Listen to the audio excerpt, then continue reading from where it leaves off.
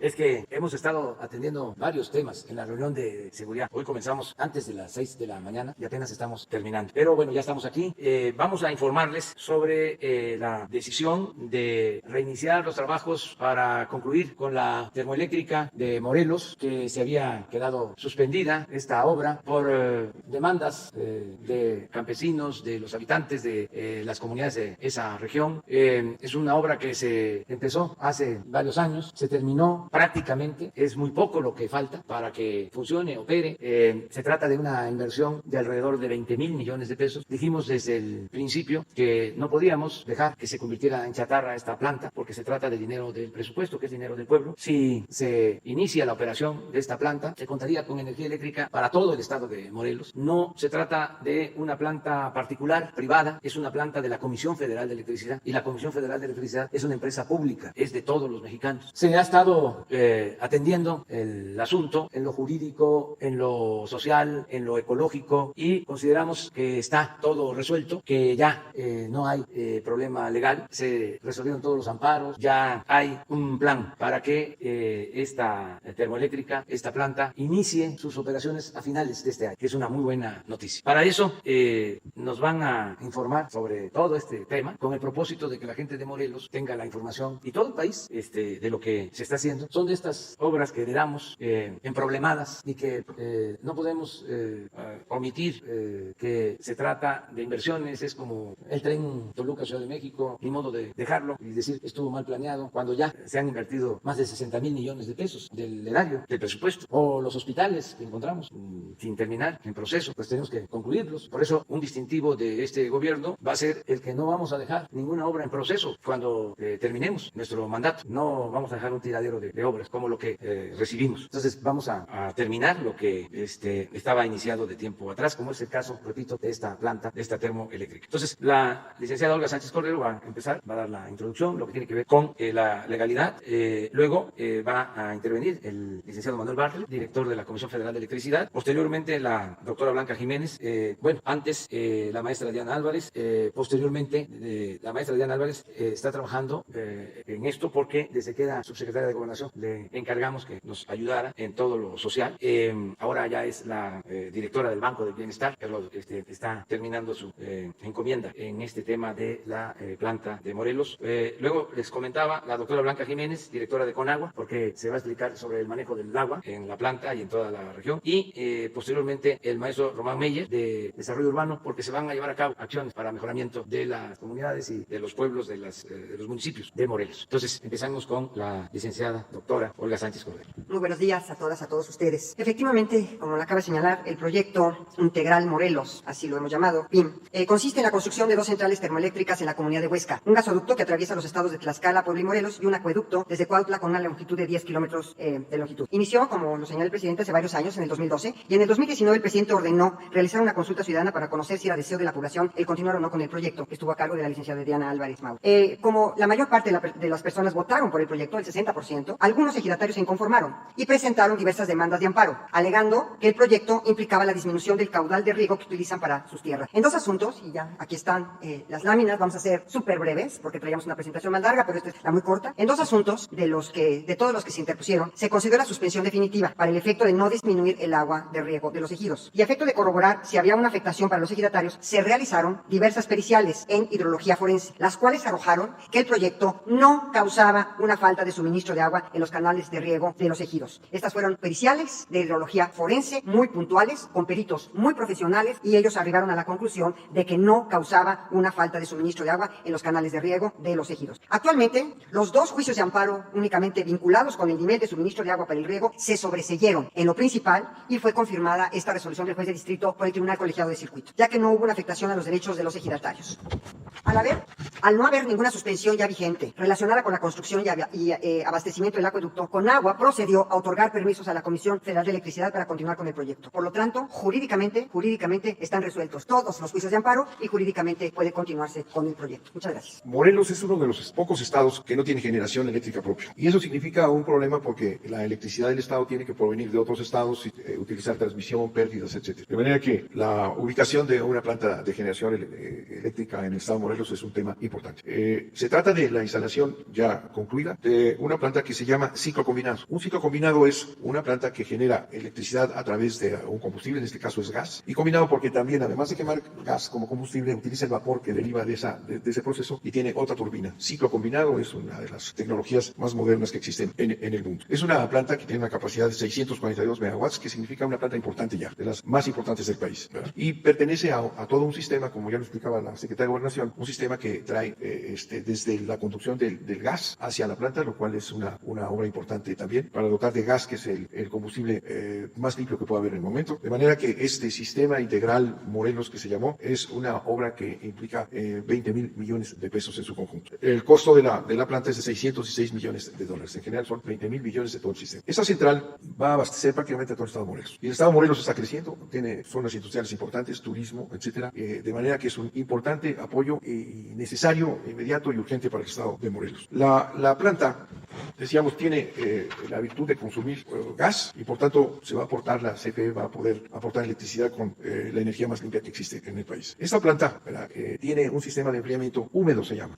El calor que se genera es muy intenso en este tipo de plantas y requiere siempre de una manera u otra un enfriamiento. Y el enfriamiento que se le concedió entonces hace ya 3 años, que se le aplicó, es un enfriamiento húmedo, se llama, o sea, con agua. Esto generó todo un sistema para proveer de agua a la planta para el enfriamiento. Ya la directora de Conagua lo va a explicar con más detalle, pero lo que es importante es que para dotar de esa agua necesaria para el enfriamiento, se hizo todo un trabajo de traer aguas negras a una planta de tratamiento que se renovó totalmente. La planta de tratamiento de las aguas negras genera un beneficio, no contamina los mantos en todo su trayecto, se le lleva a una planta de tratamiento y ese por un acueducto que está a punto de terminarse, unos cuantos kilómetros quedan, ese acueducto lo lleva a la planta. Las aguas negras, no se toma nunca agua del río Cuautla, son aguas negras tratadas, agua gris se llama, que es la que se utiliza para enfriar en la planta, y la planta después arroja un agua vuelta a tratar a través del sistema de enfriamiento de la planta. Ese es un punto importante, no usa agua del río y sin embargo aumenta el caudal del río al haber llevado el agua a la planta de tratamiento, las aguas negras, y el vertir agua también tratada o también limpia por el procedimiento de enfriamiento. Es muy importante también que hay un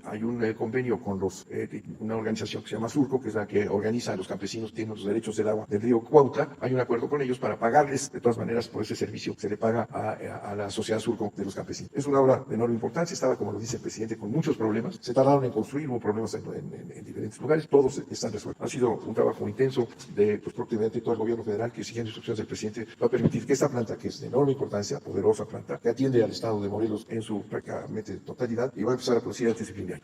Muchas gracias.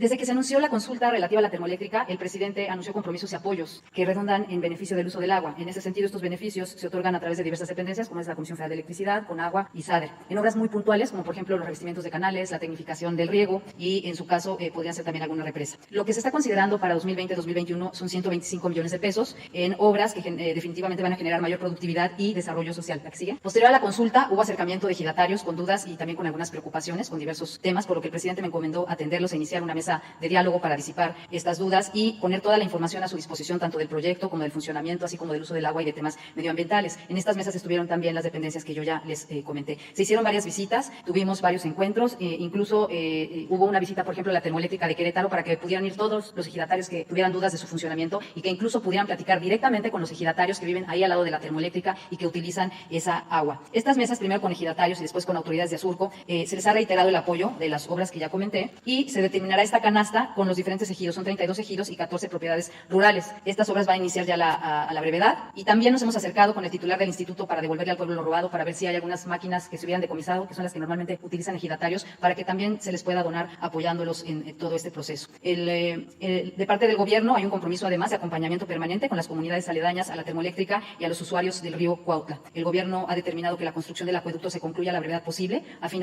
de que la central inicie su operación en diciembre de 2020, con lo cual se reconoce el apoyo de la sociedad y del sector campesino para lograr estos objetivos. Gracias. Con su permiso, señor presidente, buenos días a todos y a todas. En el tema del agua, la solución, o lo que se pensaba que estaba ocurriendo en la Comisión Federal de Electricidad, es que la termoeléctrica iba a agarrar agua del río Cuautla y, por lo tanto, no iba a faltar agua a la gente de abajo, que es Azurco quien puso los amparos. La solución que aportó la Comisión Federal de Electricidad, en colaboración con la Conagua, fue diferente, es agarrar más agua estaba la ciudad de Cuautla, que tenía solo una cobertura del 30% del drenaje y de tratamiento de agua. Se incrementa la cobertura de tratamiento, se capta mucho más agua en la planta de tratamiento, en lugar de que fuera una planta si tuvieran 350 litros de aguas negras iniciales, se sube a 885 litros. Entonces, esta agua que ya está usada y sin agarrar agua del río, se extrae de la planta de tratamiento, lo que dice Aipetar, se lleva a Huesca. En Huesca se mejora la calidad del agua. Mucha gente piensa que las plantas depuradoras regresan el agua a la calidad inicial potable. Esto no se hace así porque los puertos siempre tienen, los ríos siempre tienen una capacidad de depuración. Dicho así muy esquemáticamente, si ustedes tienen una agua con una calidad de 10, las plantas de tratamiento o tienen contaminantes de 10, las plantas de tratamiento los dejan en 3. Pero la termoeléctrica necesita mucho menos contaminantes, necesita de 1. Entonces todavía ellos les suben la calidad, la tratan, prácticamente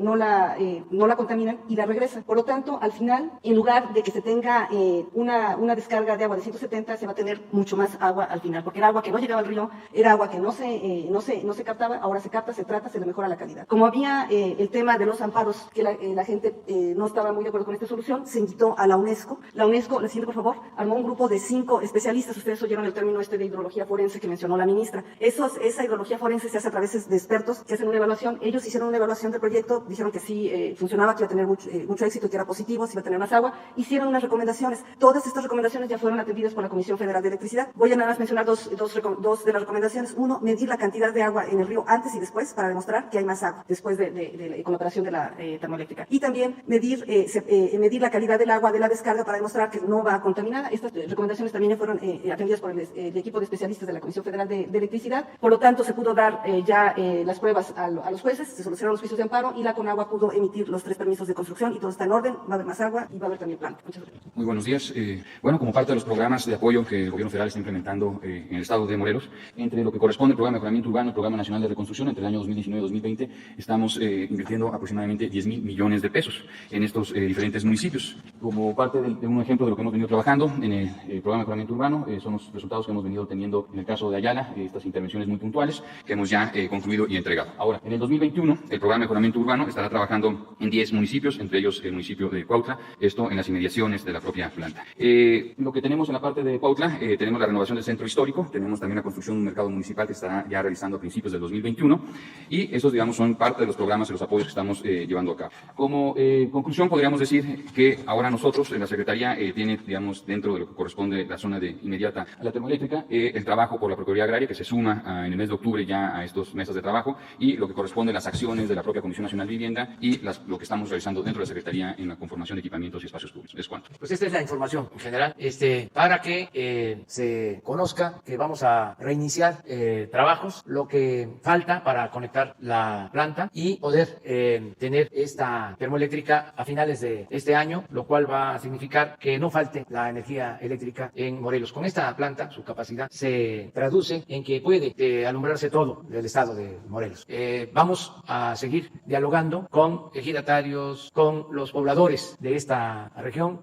Ya, como se ha dicho, se resolvieron todos los amparos, no hay legalmente ningún obstáculo y vamos a continuar dialogando para que ellos, en vez de ser perjudicados, se beneficien con la acción del gobierno. Esto es lo que queremos informarles a todos los habitantes de Morelos. Allá.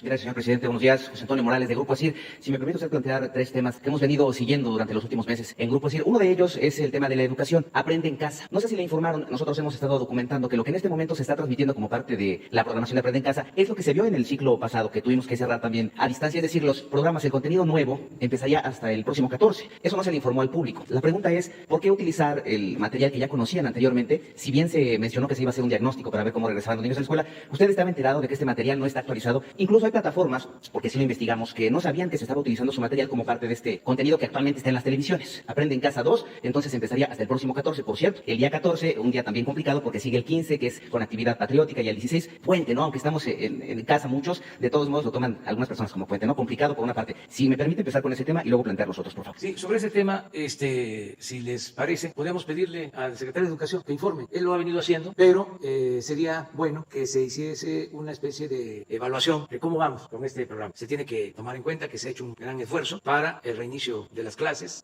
Yo tengo información de que se está avanzando. No es lo mismo que la educación presencial, pero hemos hecho lo que en otros países no llevaron a cabo. En otros países sencillamente no han podido reiniciar clases. Nosotros de esta manera, con el apoyo de medios de información, desde luego con el apoyo de maestras, de maestros, de pedagogos, estamos llevando a cabo este plan emergente. Sin embargo, que Esteban informe sobre cómo vamos, que se haga una evaluación y que pueda contestar tu pregunta. Nosotros solicitamos también información con la CE, pero no habían querido platicar sobre ese tema hasta este momento. Tal vez a partir de ahora, con lo que usted comenta, podrían ayudarnos. Se me hace muy raro porque es que estuvo todos los días, Sí, durante mucho tiempo. Y no se había mencionado, por ejemplo, que parte de esa programación pues era también lo que se vio en vacaciones, ¿no? Incluso Sí, programas pero que eso ya tenían lo pudo él informar o aclarar durante el tiempo, pero bueno, nunca es tarde y la información es fundamental. Bien, el otro tema que le pido por favor nos ayude a tener claro es sobre el huachicol. A estas alturas, dado que el gobierno federal que usted encabeza ha emprendido una lucha contra el huachicol, ¿cuál es el balance que hace de lo que se ha obtenido hasta este momento? Por ejemplo, en los ductos que se han ido recuperando, ¿ya están funcionando otra vez? ¿O ya están suministrando combustible? ¿Están en plena operación o están ahí esperando? En el caso de las pipas que se compró, recuerda, para cuando a principios de año hubo este problema de la falta de combustible,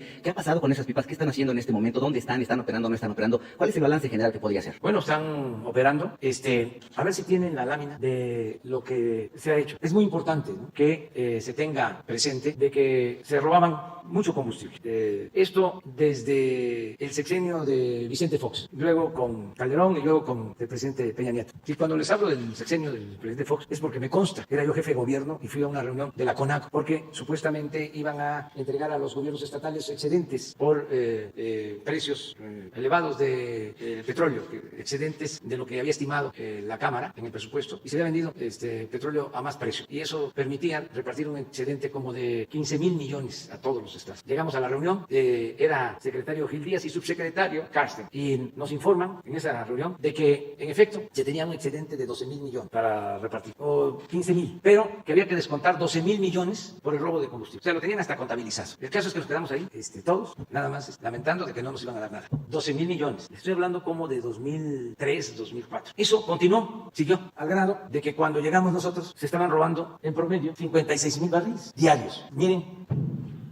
ya para el 19, el año pasado. Y este es el promedio que llevamos ahora, 4,300 barriles diarios. De 56,000 de promedio barriles diarios en el 18. Pero en noviembre, cuando llegamos al gobierno, eran 80,000 barriles diarios los que se robaban. Si tomamos en cuenta, ¿no tienes la de noviembre? Donde hay 2 barras. Eso es muy importante porque este tema se desconocía, porque los medios de información estaban totalmente apergollados. Ahora es distinto. ¿Y saben por qué reitero, parezco disco rayado? Porque hay quienes todavía dicen que no hay cambios. Dicen, ¿dónde están los cambios? Estaba yo viendo un una frase de un periodista de derecha conservador, Sarmiento, no sé de quién es la frase, la usa, dando a entender de que todo sigue igual.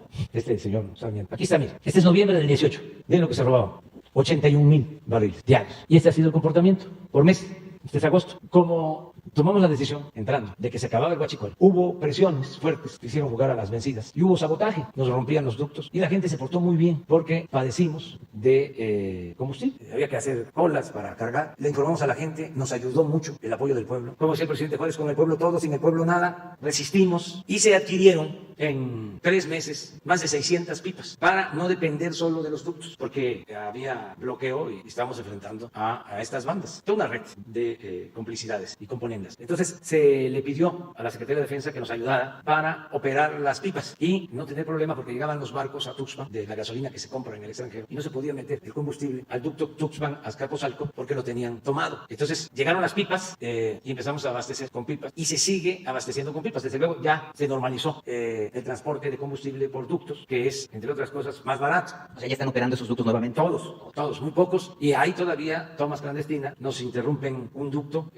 se atienden las tomas, tenemos todavía vigilancia, pero ya el resultado es otro. ¿Y ahora qué hacen las pipas? Es muy interesante esto. Les hablaba yo que este problema venía desde el gobierno de Fox. Bueno, este asunto se toleraba porque había complicidad. Es como todo, como el funcionamiento de la llamada delincuencia organizada. Siempre hay protección, hay impunidad. Saben que se robaban el combustible, pero tenían los equipos más sofisticados para detectar la ordeña de los ductos, porque habían sensores en la torre de Pemex, un piso, el tercero, estaba lleno lleno de equipos y en los ductos había sensores y cuando bajaba la presión, porque estaban extrayendo combustible, pues en ese centro de monitoreo sonaba una alarma y sabían dónde se estaban robando el combustible. Nada más que podía sonar la alarma todo el día o 2 o 3 días y nadie acudía. Entonces ya eso ya no existe. Ahora el compromiso es seguir reduciendo el volumen de lo que todavía se roba. Pero estamos hablando de 95% de disminución. Esto en dinero, pues debe de implicar como 50, 60 mil millones de pesos de ahorro. Es importante también que se conozca. Aquí está, sí.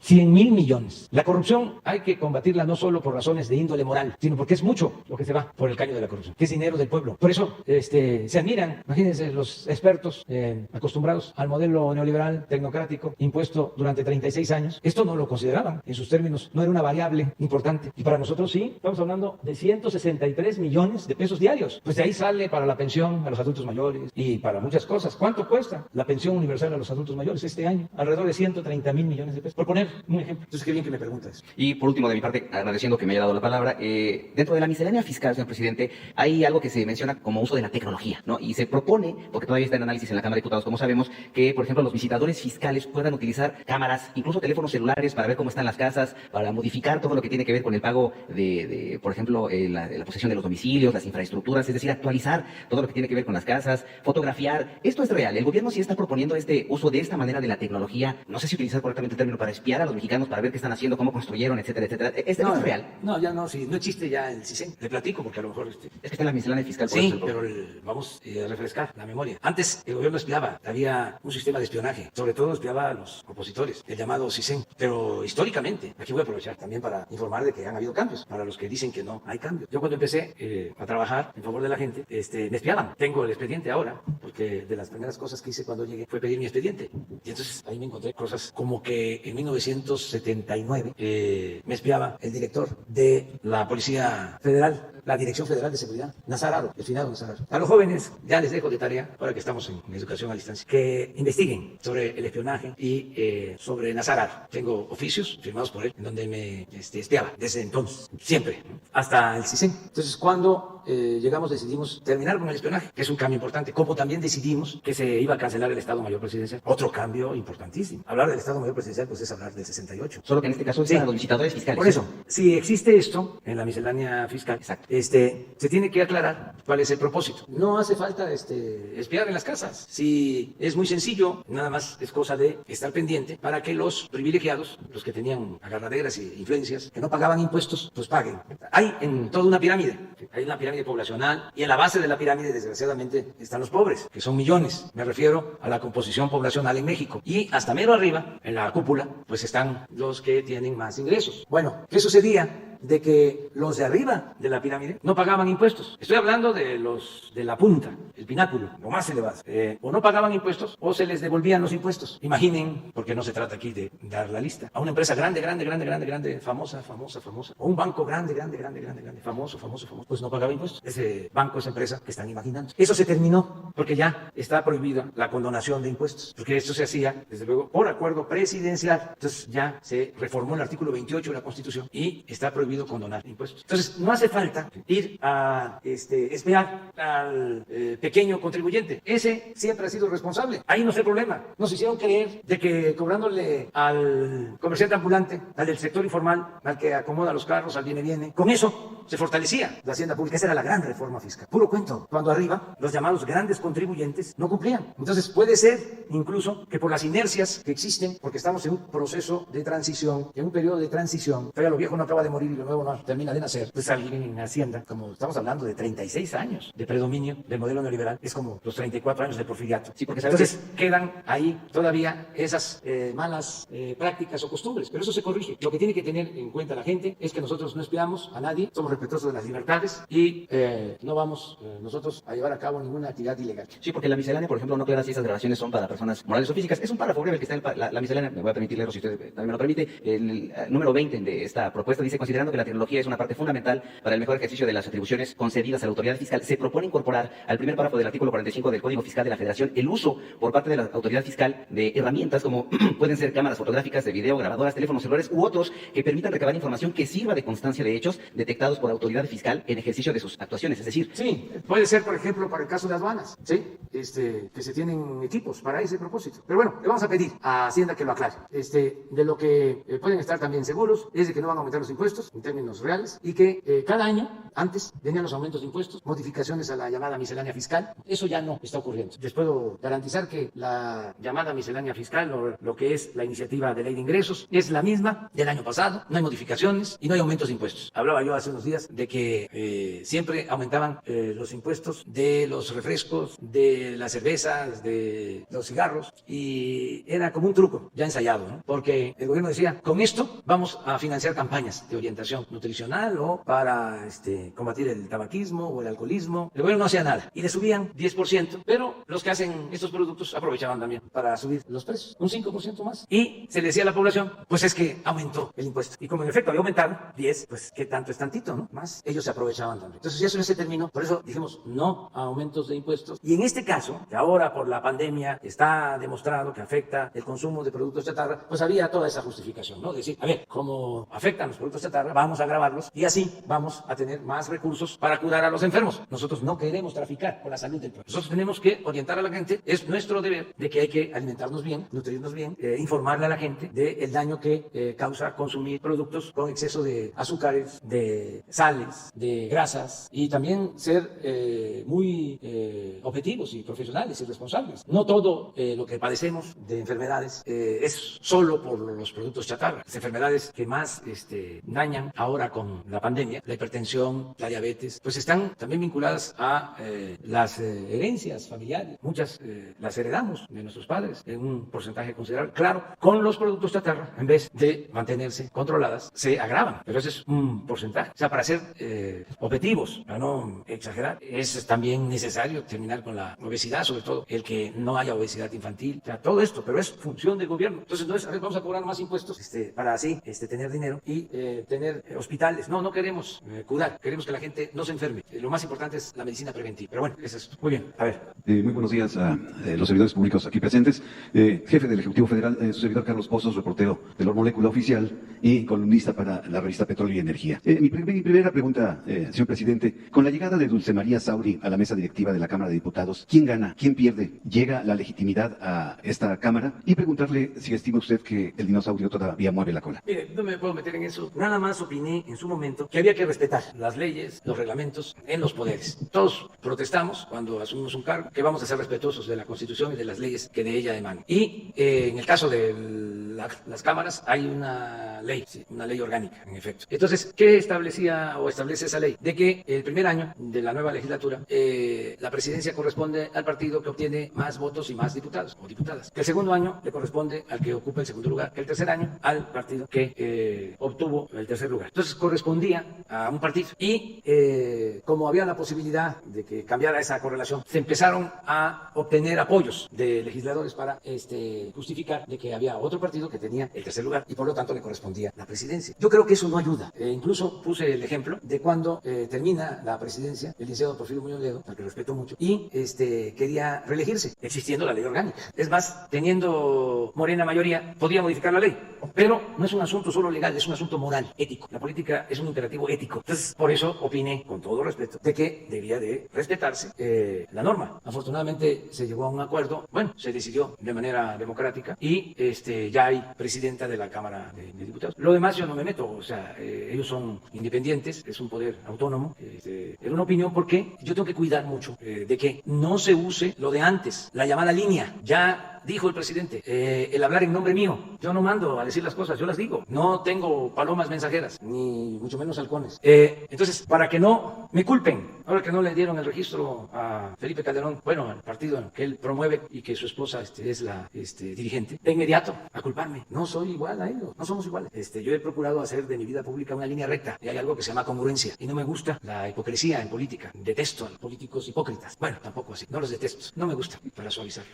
Presidente, precisamente sobre este tema, con este gran distractor de de México Libre y la afiliación en centros de culto. El sábado a las 4:30 de la mañana, Lorenzo Córdoba hizo una declaración. Quisiera permitirme ponerle el audio. Están arrancando las campañas electorales en sus estados. Me parece pertinente resaltar lo que en días pasados el magistrado José Luis Vargas señaló en una entrevista en el sentido de que no es correcto asumir que la sentencia que estamos acatando del Tribunal Electoral pudiera emitir un pronunciamiento de fondo respecto de la posibilidad o no de transmitir íntegramente las conferencias mañaneras así llamadas del presidente de la República. En este mismo sentido me parece que es pertinente para una cuestión de claridad señalar que el criterio que la Comisión de Quejas y Denuncias emitió en su momento, que fue impugnado y que fue validado por el Tribunal Electoral del Poder Judicial de la Federación en cuanto a las cautelares, señalando que las conferencias, la transmisión íntegra de las conferencias del presidente, de las oficinas del presidente de la República deben ser consideradas propaganda gubernamental y por lo tanto su transmisión íntegra no es en ese sentido permitida, no está permitida en aquellas emisoras que cubran las entidades o las demarcaciones que están en un proceso electoral desde el arranque de las campañas sigue vigente y desde ese punto. ¿Qué opinión le merece, presidente? ¿Está desacatando el presidente del INE la decisión del tribunal? ¿Y qué va a suceder con las conferencias mañaneras? Todavía que pues el lunes arrancó formalmente el proceso electoral. Quisiera saber su opinión, si me permite. Mire, para que no se interprete indebidamente este tema, a mí me gustaría que la licenciada Olga Sánchez Cordero, como profesional, como abogada, dé su opinión sobre el tema. Sí sabe, escuchó. Sí.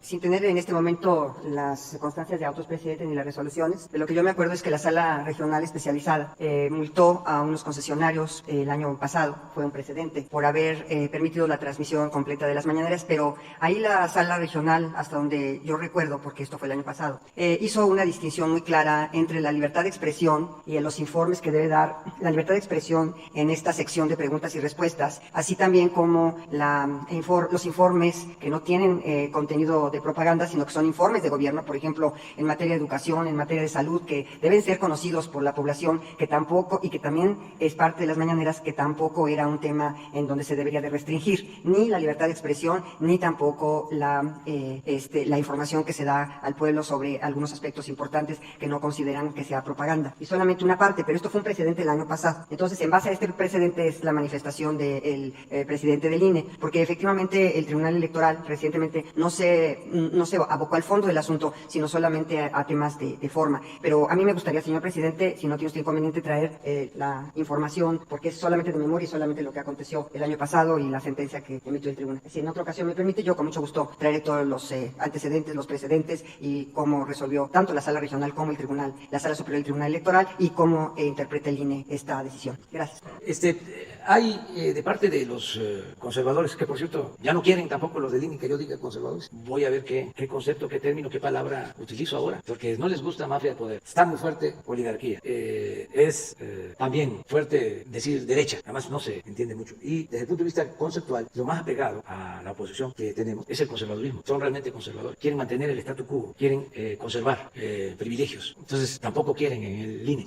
Lo del Papa también fue muy interesante, porque es un jefe de Estado, y además un dirigente religioso importante, y como parte de los cambios, pues tenemos que hablar de los pensadores políticos, luchadores sociales de México y del mundo, de todos, y parece que eso también no les gusta, pero en fin, vamos a ser respetuosos de la legalidad y vamos a defender también nuestro derecho a manifestarnos. ¿Qué quieren, que nos quedemos callados? Pues no se va a poder, eso sí. No. Presidente, por último, ayer fue asesinado nuestro colega Julio Valdivia Rodríguez, corresponsal de El Mundo de Córdoba. Solicitamos respetuosamente el esclarecimiento de este asesinato, así como de Javier Valdés, de Rafael Murroa, de Jorge Sánchez, de todos los caídos muertos en su cumplimiento en la labor informativa de los compañeros periodistas, señor presidente. Sí, es nuestro deber, es nuestra obligación hacer esta investigación y castigar a los responsables. Conozco Tezonapa y sé de la importancia que tiene el periódico del Mundo de Córdoba y lo heroico que es hacer periodismo en esa región como en otras del país.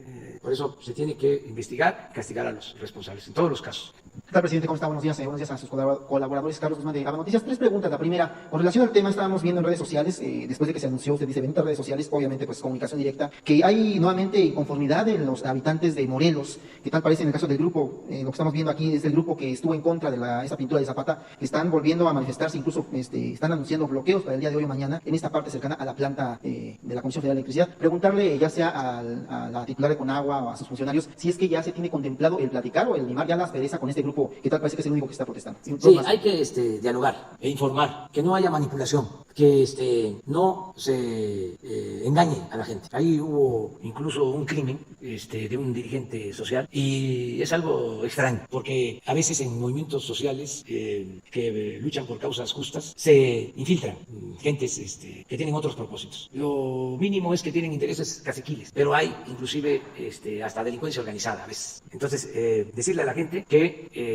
nos tenga confianza, que nosotros no vamos a hacer nada, absolutamente nada que les afecte o que afecte el medio ambiente, que no haríamos nada en contra del pueblo y que se cuiden de los líderes nylon, de los oportunistas, de los que antes cobraban en el gobierno y ahora ya no reciben moches y están enojados. Organizaciones campesinas supuestamente independientes o pseudoecologistas que si no recibían dinero del gobierno, como lo hemos visto aquí, recibían dinero de fundaciones del extranjero. Entonces que nos tengan confianza, que nosotros no vamos a perjudicar. Hay gobiernos que dan y hay gobiernos que quitan. El gobierno de nosotros es un gobierno que da, es un gobierno del pueblo, para el pueblo, con el pueblo y de manera especial es un gobierno para la gente humilde, para la gente pobre, para los más necesitados. Entonces decirle a la gente, porque hay muchas inconformidades. Ayer hablábamos del caso de Chihuahua. Es lo mismo. Lamento mucho el que haya perdido la vida una mujer que su esposo incluso esté grave. Nos dicen que mal los dos. Mi pésame profundo a sus familiares, a sus amigos. Desde luego que se van a deslindar responsabilidades. Desde ayer lo dije, se va a hacer la investigación. Lo que ya sabemos, y no es nuevo, porque ya lo venía yo diciendo aquí, es que estaban utilizando este asunto del agua con propósitos políticos electorales. Y también porque existen intereses creados en todo el control y el manejo del agua. El día de estos lamentables hechos participaron 2 exgobernadores de Chihuahua, del PRI, diputado federal del PAN, también el senador Madero del PAN. Que por cierto, presidente, a pregunta de nosotros hace 2 días en el Senado, previo a la sesión ordinaria, nosotros, su servidor, le preguntaba lo de la gubernatura. Él prácticamente se destapó para la gubernatura de ese estado. En eso anda.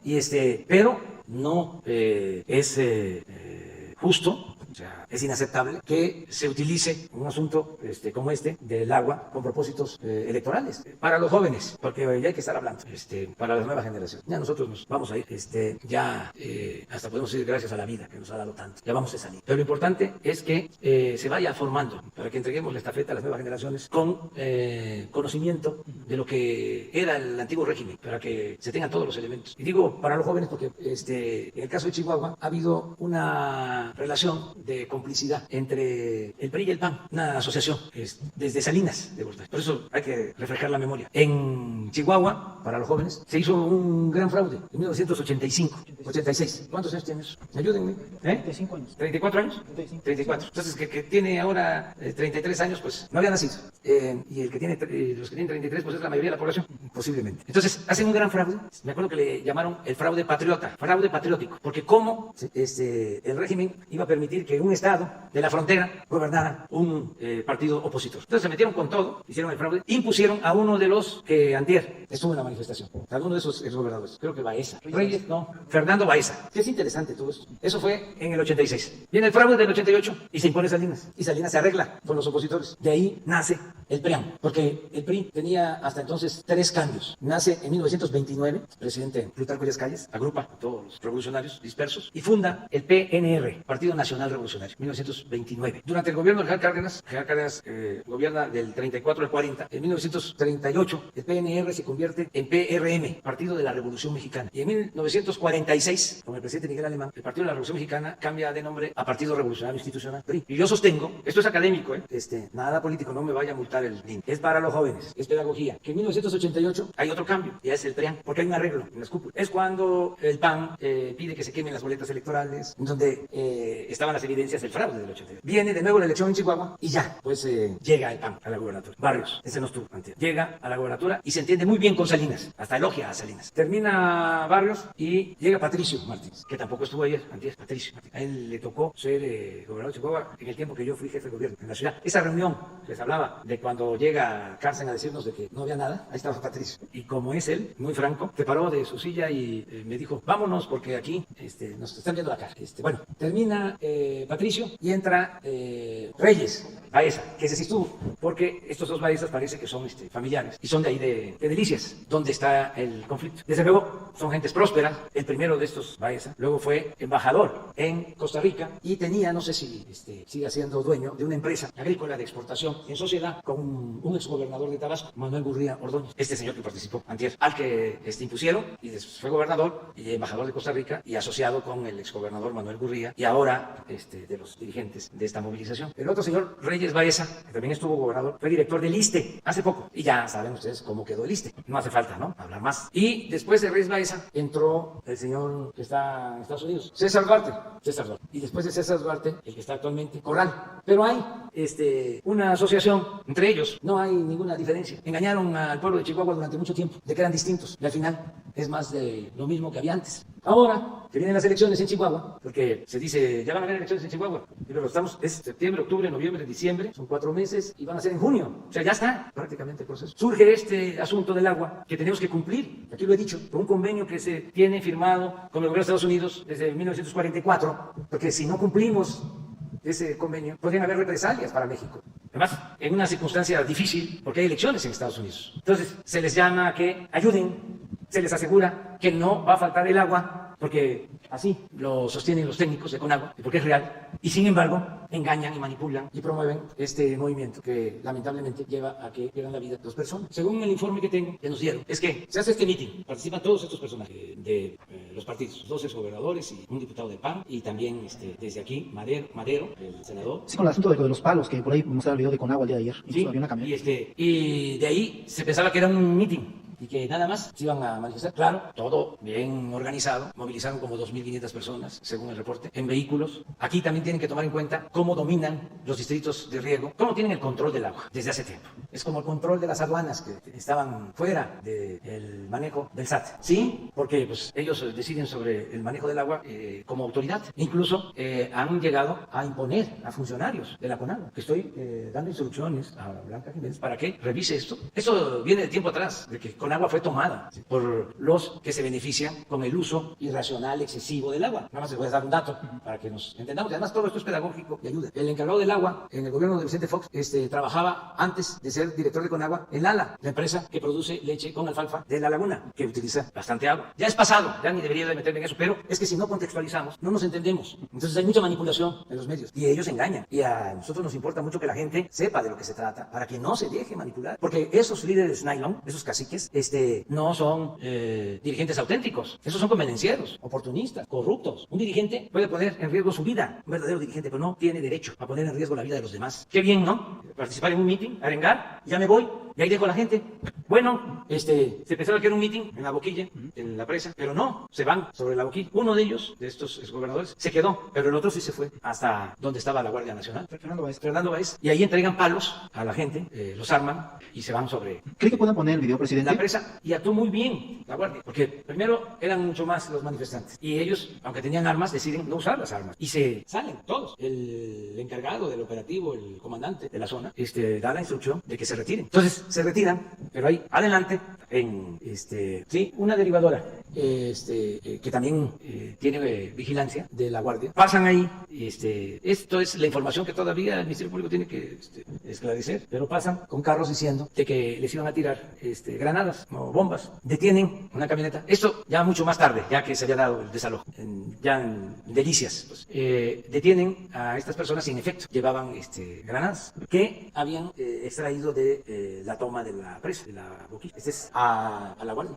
¿sí? Entonces, deciden llevarlos a Delicias. Es muy importante que en el caso de La Boquilla, los que estaban en la cortina estaban armados. Los que estaban protegiendo solo tenían sus equipos antimotines, sin armas. Entonces, por eso hablo de que actuó bien el comandante, porque llega a un acuerdo para desarmar a los que estaban. Recogen todas las armas y las sacan. Entonces, lo que va quedando ahí es lo que recogen estos señores. O hay que ver si es de esas bombas que quedaron o otras. El caso es que los detienen, los quieren llevar a Delicias. Se organiza una caravana para llevarlos. Ya como a las 9, 10 de la noche, todo lo primero sucedió durante el día. Y empiezan a seguir los 4 camionetas a los de la Guardia Nacional, ¿sí? De los manifestantes. Pues. Y se dan unos disparos, esa es la versión. Contesta uno, primero unos tiros al aire, contesta uno. Y de las 4 camionetas se dan cuenta de que una se queda detenida. Entonces las otras 3 se van, separan los de la Guardia, van y encuentran que estaba herida de muerte una señora y el esposo. No, eso no me atrevo a decir. No, eso es la investigación. Sí. Entonces, ya llegan la ambulancia, los llevan la señora estaba muerta, ya había perdido la vida. Muy lamentable esto. Sí, eso es lo que hay que ver.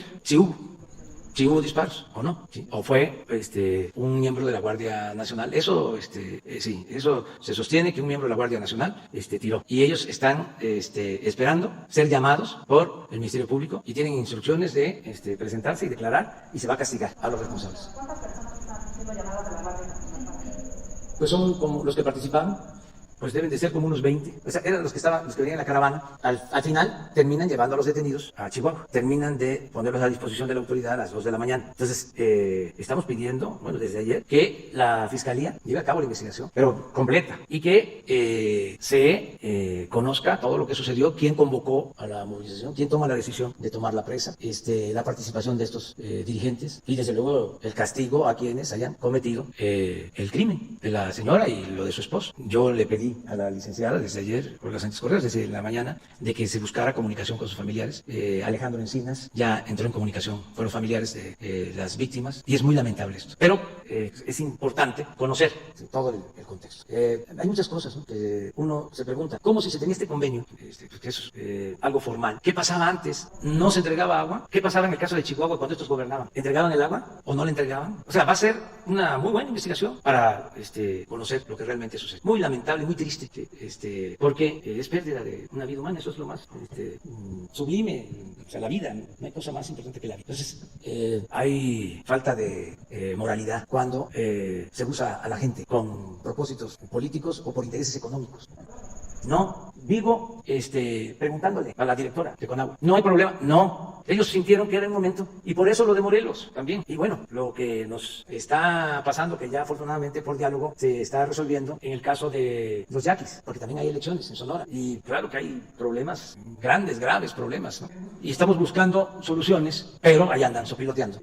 Tenemos pues a todos estos grupos que estaban acostumbrados a medrar, a vivir del presupuesto, al amparo del poder público. Más que vivir, gozar, no vivir colmados de atenciones, de privilegios, que se dedicaban a hacer dinero, a hacerse inmensamente ricos con el poder. Entonces son los cambios que se están llevando a cabo. Entonces todo esto pues genera estas reacciones. Yo le pido a la gente, vuelvo a Morelos, que no se deje manipular y que nos tenga confianza. Y lo mismo al caso de Chihuahua, se los he venido diciendo. Y es muy probable, muy probable, pero eso que la investigación se encargue, de que acarrearon gente. Y eso lo digo aquí para que la misma gente lo pueda constatar. Si es cierto o no, pero llama la atención, sí, como un meeting, dos exgobernadores. Y un aspirante. ¿Mande? Y un aspirante a gobernador. Otro Madero, que incluso ayer mismo se manifiesta, o ayer o antier, de que va a ser candidato. Sí, en el Senado lo dijo, a pregunta de su servidor lo dijo. Pero bueno, ya no nos metamos tanto en eso. A ver. Sí, dos preguntas, ¿no? La segunda tiene que ver con relación, está aquí la ministra en retiro, con relación al tema de gobernación.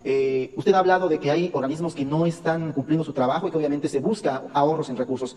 Traigo el caso de Cipina. El caso de Cipina es muy complicado en algún sentido. Hace unos días el gobernador Barbosa sacaba un caso a relucir de una pequeña, de un par de pequeñas ahí en Puebla. Una niña que murió víctima de que su papá, su mamá y hasta su tío la violaban. La niña de 7 años de edad declaró a medios, a sus papás también, y el gobernador Barbosa así lo evidenció, de que la niña de 7 años ya no quiere vivir. ¿Por qué? Porque Cipina, en el caso de la instancia local, no ha hecho su trabajo. Anteriormente el DIF y su grupo de psicólogos hacían todo este trabajo de trabajar con niños, niñas y adolescentes, pero tal parece que el Cipina a nivel federal, la ministra está aquí y me podría confirmar o desmentir en cifras qué es lo que hace Cipina o no hace Cipina con los pequeños. Un caso muy emblemático también sucedió días después en Baja California. Un par de senadoras en el pleno, en el chacalódromo que le hicimos nosotros en el Senado de la República, se juntaban una de Morena y una de la Acción Nacional para evidenciar un caso similar en Baja California. California. La pregunta es, ¿qué hacer con Cipina? Aprovechando que está la ministra, secretaria de Gobernación aquí. ¿Volver a dar esta instancia al DIF como lo hacía antes y creo que no lo hacía mal? ¿O de plano desaparecer a Cipina? Porque yo soy partidario de eso que tú estás diciendo. Además que va a depender de la ministra. Yo soy partidario de que se vaya al DIF, como estaba antes. Pero en fin. Sí, por favor. Sí, efectivamente es el sistema completo, porque es el sistema de protección a niñas y niños y adolescentes. Cipina tiene en cada uno de los estados las Cipinas estatales. Sí, locales. Y la instancia federal es una instancia de coordinación y de normatividad. Y yo creo que Cipina ha hecho un muy buen trabajo, la verdad, en la protección de las niñas, de los niños, de los adolescentes. Pero, desde luego, todo esto tiene que llegar primero al nivel local, al nivel de las entidades federativas de los estados y también al nivel municipal. Es decir, si nosotros queremos que cualquier acción de gobierno pueda tener éxito, debe ser también un compromiso de los estados, de las entidades federativas y también de los municipios. Y en ese sentido, si en alguna ocasión nos da oportunidad el presidente de traerles a ustedes toda la proyección que tenemos a nivel nacional de Cipina, hace relativamente poco tuvimos una videoconferencia con las Cipinas de los estados y si podemos también llegarles a todos los municipios que son realmente los que realizan todas las acciones del gobierno. La federación pues sí tiene un sistema, pero este sistema también es un sistema federal con las diversas entidades federativas y yo creo que ahí el fortalecimiento de las Cipinas locales es el que debe de atender en muchas ocasiones todos estos temas ya locales, pero estamos muy pendientes y Cipina es no solamente normativa, sino que integra a todo el sistema. Este es un sistema que la verdad de las cosas sí ha dado resultado desde que se fundó y ahora vamos a tener algunas reuniones muy especiales, por ejemplo, en diversos temas, como en el tema migratorio, los niños migrantes, y Cipina y el Instituto Nacional de Inmigración y la UNICEF. Nosotros quisiéramos incorporar más a la UNICEF en todos estos temas, pero sí tenemos una proyección importante sobre esta situación. Tenemos conocimiento de los dos casos que está señalando aquí el periodista y desde luego estamos pendientes de esos dos casos y de muchos otros. Gracias, ministra. Y para el presidente, gracias, ministra. Dos temas. Si nos puede hablar de cómo quedó la cuestión de la concesión del puerto de Veracruz, Puerto, de lo que mencionaba de este tema. Y la otra, tenemos ahí un trabajo de investigación que muestra que el Seguro Social está por licitar o ya licitó arrendamiento de vehículos nuevos con una empresa que pues era prácticamente la favorita de Peña Nieto. No sé si tiene conocimiento de esta parte de que está haciendo el Seguro Social y en dado caso si nos permite hacerle llegar a Jesús este tema. Sí, en lo del puerto tengo una reunión, un acuerdo mañana con Rosa Isela Rodríguez. Me va a informar ya, me va a presentar un diagnóstico de la situación de los puertos y ya les voy a informar sobre esta concesión a 100 años del puerto de Veracruz. Voy a informarles bien sobre esto. Es lo mismo, lo del agua. Los distritos de riego los privatizaron cuando Salinas. Los puertos los privatizaron cuando Salinas. Es lo mismo. No es una fijación. Es que se impuso una política para beneficio de particulares y sobre todo de allegados. Regresamos a Chihuahua. Dice, Duarte, sí, pero Duarte tenía apoyos en el gobierno federal de gentes también vinculadas a Salinas. Entonces, es una red de componentes, de complicidades. Es lo que se está enfrentando. Entonces, vamos a dar respuesta a lo de los puertos pronto. Lo otro que preguntaste, sí, que hay que analizarlo también porque es lo mismo, vienen prácticas de atrás. Les voy a hablar de casos en donde todavía las estructuras de gobierno están igual que como estaban. Por más que les he pedido que en aras de la honestidad, si no están de acuerdo con la transformación, que nos ayuden renunciando. Pues ahí están. Esto pasa en el seguro, eso pasa con agua, eso pasa en la Comisión Federal de Electricidad, pasa en todas las dependencias, todo el gobierno. Todavía nos falta limpiar, seguir limpiando. Entonces vamos a seguir llevando a cabo esta limpia y vamos a pedir información de lo que estás planteando, de estos proveedores, ¿no?, predilectos de los gobiernos anteriores que todavía están participando y ver también si se trata de asuntos legales, ¿no? Pero no solo es la legalidad, es la moralidad, porque son expertos, son como el maestro limpio, no dejan ningún cabo suelto. Había un gobernador en un estado que era contador, antes de ser gobernador tenía su despacho contable y le arreglaba las cuentas a los gobernadores que salían, era el que limpiaba. Y luego llega él a gobernador de otro partido, pues imagina, o sea, lo mismo. Ahí se los dejo de tarea para que investiguen, que ya quieren ustedes todo. Bueno, o sea, un contador que tiene su despacho, que le arreglaba las cuentas a los gobernadores de otro partido, nunca encontraban nada, y luego llega él, de gobernador, pues menos, ¿no? Se la sabía de todas. Bueno, ahí nos vemos mañana, ya es hora del desayuno, ya.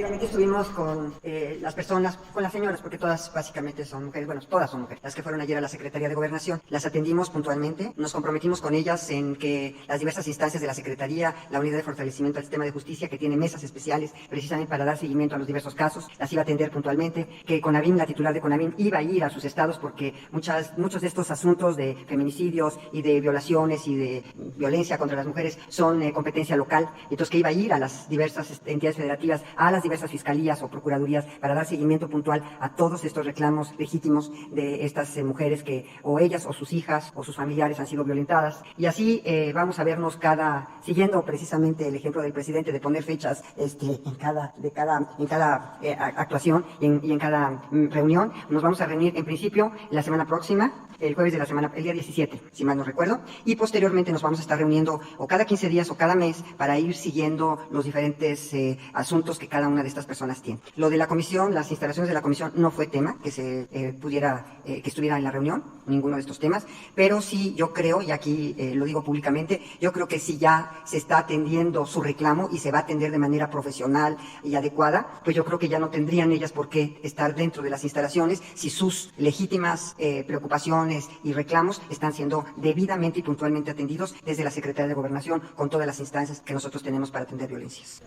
Más allá de esto, vamos a seguir, van a venir más personas en esta semana que entra, que ya están llegando de los diversos estados, pero lo que sí yo les dije es que es muy, para ellas es un esfuerzo muy importante en transporte y en llegar aquí a la Ciudad de México y todo el hospedaje, en fin, que nosotros vamos a ir a sus entidades federativas a través de Fabiola Laniz, a través de la comisionada, para atender directamente allá en sus estados sus problemáticas y la no atención que ellas están reclamando no haber recibido por parte, sobre todo, de las autoridades de procuración e impartición de justicia. ¿Perdona? Nosotros vamos a atenderlas de forma individual y a los colectivos de estas personas. Y efectivamente tenemos todo el sistema de Indesol, del PAIMEF, y tenemos también los instrumentos que en la Secretaría de Gobernación tenemos para la atención, inclusive CONAPO, el Consejo Nacional de Población, la Comisión Nacional para la Atención para erradicar la violencia contra las mujeres, las comisiones las comisiones que tenemos todas integradas, la Comisión de Víctimas también, en fin, todo lo que está integrado dentro de la Secretaría de Gobernación, estamos poniéndolo a su disposición de cada una de estas colectivos y de las mujeres que fueron el día de ayer a Gobernación. Muchas gracias.